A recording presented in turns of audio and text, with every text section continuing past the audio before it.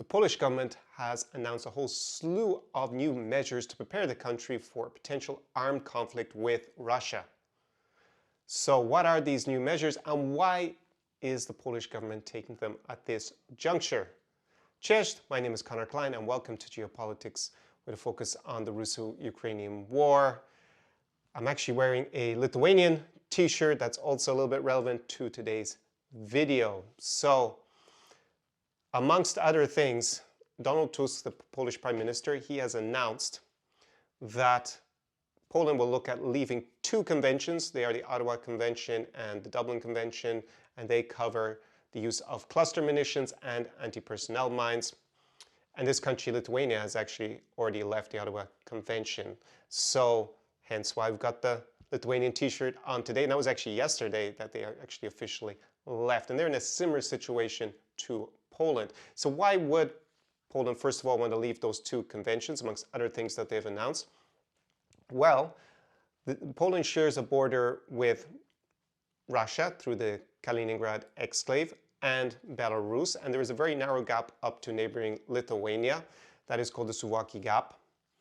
And being able to use anti-personnel mines would be quite advantageous to protect the Polish border, also on the Lithuanian side, so that soldiers cannot cross so easily, hence anti-personnel mines. And cluster munitions have proven to be effective in the Russo-Ukrainian war when targeting troop concentrations. So Poland and other countries are going to look at being able to use that particular munition. I have had a very close experience with cluster munitions. They were fired when I was out jogging in Odessa on the Black Sea coast in Ukraine last summer, and I fortunately did not run right into the path of them. They were not targeted by Russia at a military object. They were basically fired along the promenade, and they killed many civilians and also a dog that was being out for its walk with its owner. That was a war crime. So there is a reason why, in general, there has been this push to ban things like cluster munitions and anti-personnel mines, but you can use them for the purposes of striking military targets, not a civilian like me when I'm out walking. But, Russia, will they ever be held to account for the tens of thousands of war crimes that they're alleged to have already committed? So there are two things that Poland is now going to look at. On top of it, Poland has now announced that they're going to offer military training to basically all Polish men of military age, so that the country can draw on many volunteers and reservists if that is needed. They also aim to have an army of 500,000 strong. That's actually less than the current armies of both Ukraine and Russia, but it would go quite a bit towards creating better defense and having the manpower already trained up. On top of it, Poland wants to also have a constitutional amendment made that the minimum amount of spending on defense will be 4%. They already exceed that. Poland basically is the country in NATO, North Atlantic Treaty Organization, that spends the most on defense right now. I think it's somewhere around 4.3%, and they're going to probably pass 5% in the coming years. So they are trying to create an army that will be able to resist a potential Russian invasion. There's no point in pretending that they're considering at this point having to fight with anyone else. Obviously, we have the Russo-Ukrainian war, where Russia invaded, starting in 2014, Poland's neighbor Ukraine. And Poland, prior to the 2022 invasion, was not considered to be in great shape if they had actually had to fight Russia. For example, in a scenario where Ukraine had capitulated very quickly and suddenly they found themselves with Russian troops, not just on the border with Kaliningrad, but also with Ukraine, occupied Ukraine. So they are taking many steps. They have invested a lot of money into upgrading their materiel for the army and creating an army that would be able, hopefully, to resist a potential Russian invasion going forward. So there are some of the steps they've taken, but why at this juncture? Because Poland has already ramped up its defense spending. Surely they are pretty happy with the position that they're in. Also, Ukraine has resisted the Russian aggression. Russia does occupy a little bit under, well, I think it's about 17 or 8, it's probably about 18% of Ukrainian territory, but they are still quite a distance.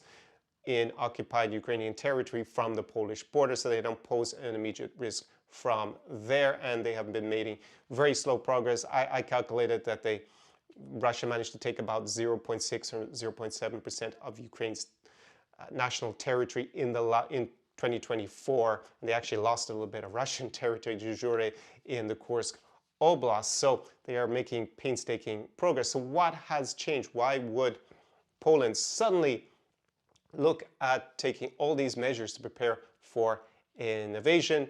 And likewise for the three Baltic states, Lithuania, Latvia, and Estonia, they are all looking at different things that they can do to bolster their defenses. Well, in the last few weeks, since Donald Trump took over, the other DT, politically took over in the White House, we have seen, first starting with the Munich Security Conference and J.D. Vance's rather inappropriate speech for the forum, because normally they emphasize NATO solidarity there. He took it upon himself to criticize America's NATO's allies, in many of them, and talking about free speech and maybe a little bit that they had not been allowing pro-Kremlin parties, which is basically what it amounted to campaign as freely as America would have wanted. Very strange. And he said that the big threat was not Russia or China to Europe, which is absolutely mad to say in light of the Russo-Ukrainian war. That clearly is the huge threat is Russia for the continent of Europe, in spite of them not making the kind of progress they expected back in 2022 with their invasion of Ukraine. And that, of course, has escalated with the diplomatic spat between Volodymyr Zelensky, the president of Ukraine, and Donald Trump, the president of the US, along with J.D. Vance. We had that absolutely shocking departure from diplomatic decorum in the Oval Office, where they're basically shouting at him and making all these emotional arguments about saying thank you, when they basically weren't able to talk about how they were going to stop Vladimir Putin from violating any potential ceasefire in Ukraine, because he violated the 25 out of 25, including when Donald Trump was in office. So in the last week, we have seen the US not only cut off financial and humanitarian aid to Ukraine, they have also cut off military aid. They have stopped sharing intel and actually commercial satellite footage. They have stopped American companies from providing that to Ukraine. That has put Ukraine in an extremely disadvantageous position vis-a-vis the Russian military, because they cannot see the attacks coming, and Russia's taken advantage of that by launching a significant counter-offensive in the Kursk Oblast, which is part of Russia, to try and regain that territory, which would be a pretty valuable bargaining chip for Ukraine in any potential negotiations for Russia, if there is to be some sort of peace agreement. I don't really believe that's realistic at the current juncture, and even a ceasefire doesn't seem all that likely. And Donald Trump, and it's just every day he makes some ridiculous statement undermining the credibility of NATO, or basically insulting Ukraine and Ukrainians, or insulting another NATO ally. He has blamed Ukraine for the war, called Volodymyr Zelensky a dictator, has with seemingly nothing bad to say about Russia, says that he prefers dealing with them at this point. Well, of course, if you're giving one party everything they want potentially in a negotiation, then of course they're going to be very, very happy to talk to you. I suppose the other side, where you're basically trying to give away their sovereignty, their territory, and their future security in return for nothing. Remember 1994 Budapest Memorandum, where the US was a signatory with a security assurance for Ukraine when they gave up their nuclear arsenal, that their sovereignty would be respected. Also, Russia signed that and, of course, violated it in due course. So Ukrainians are very serious about getting some sort of protection if they agree to a ceasefire, never mind some sort of peace agreement at the end. On top of it, J.D. Vance managed to insult Britain by basically referring to it as, along with France, as some random country. Donald Trump suggested yesterday that NATO allies wouldn't come to America's defense if they were attacked. In fact, the only time that Article 5, which is the Common Defense Clause of NATO, has been invoked was by the US. They invoked it after 9/11, and countries like Britain, they obviously sent soldiers to America's aid, we'll say. Unfortunately, that was a lot to do with the invasion of Iraq and Afghanistan. But they did send those troops, and those troops did, some of them, die basically defending the US in an indirect way, so it was pretty offensive for him to say that. And most importantly, and why it relates to Poland, it undermines the credibility of Article 5, because what he's indicating is, well, they probably wouldn't support us, so then does that mean the US is actually going to intervene and help its allies if they were to be attacked by Russia or some other country? It weakens the credibility of Article 5 and therefore weakens deterrence.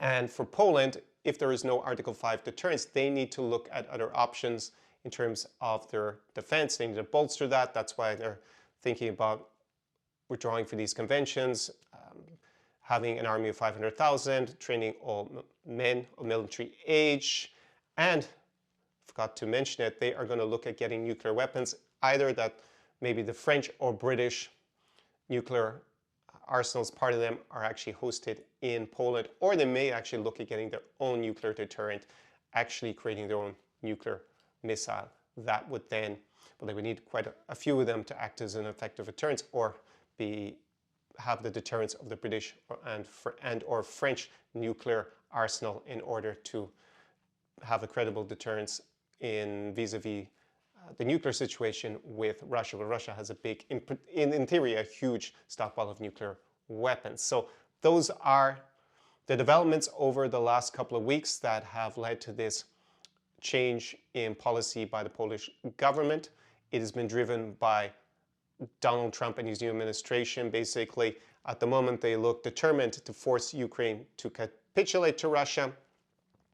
And basically, that undermines the US's credibility, because even if Ukraine is not part of NATO, they are throwing an ally under the bus and trying to force them to capitulate, even though Russia doesn't have a very clear path to victory militarily in the battlefield. However, with the US now leaning towards Russia in terms of its foreign policy and away from Europe and away from its NATO partners, that has led Poland to believe that they cannot depend, and many other allies, they can't depend on US NATO 5, Article 5 NATO protection, or the fact that the US wouldn't cut off their supplies, their spare parts, their software updates for military equipment that they have purchased from the United States. I had a video there talking about how Donald Trump has in effect lost the US economy trillions over the next decade or two because of these moves.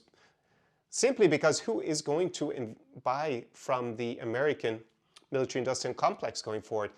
Every 4 years there's elections. You could have someone similar to Donald Trump going forward, and he just says, I woke up this morning and I don't like, I know, well, let's pick a country, South Africa, so we don't send them any more spare parts. So I'm creating this precedent where they have behaved so scathingly towards an ally, and now they're cutting off their support, cutting off the intel, cutting off even American companies supporting them. That means that buying into the framework of the American military-industrial complex is a huge risk and going to be very unattractive for countries, in particular those in Europe. So this has led Poland to believe that they shouldn't depend on the US in terms of Article 5 protection, because also Donald Trump has undermined that credibility of the deterrence, and they shouldn't be investing in buying huge amounts of future US materiel.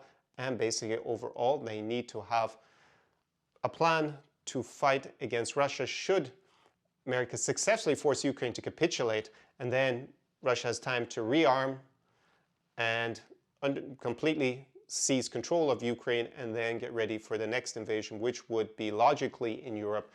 Well, they probably would take Moldova in between, but to go to the Baltic states and Poland and try to seize them.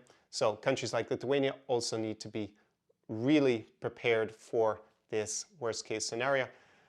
I'm going to remain optimistic that Ukraine will simply fight on. They will not capitulate, in spite of the efforts of Donald Trump over the last few weeks, and they will ultimately emerge successful. But this war will probably be dragged on for many more years, and fortunately many more, probably tens, hundreds of thousands, maybe millions of people in Ukraine will die as a result. That is pretty horrendous to think that the other option was to back Ukraine to victory. That has not been what has been taken so far by the Trump administration. So I'm going to end the video there. Drop me your comments down below how you feel, especially if you are Polish or from the 3 Baltic states, which would be the next in line for a Russian invasion potentially.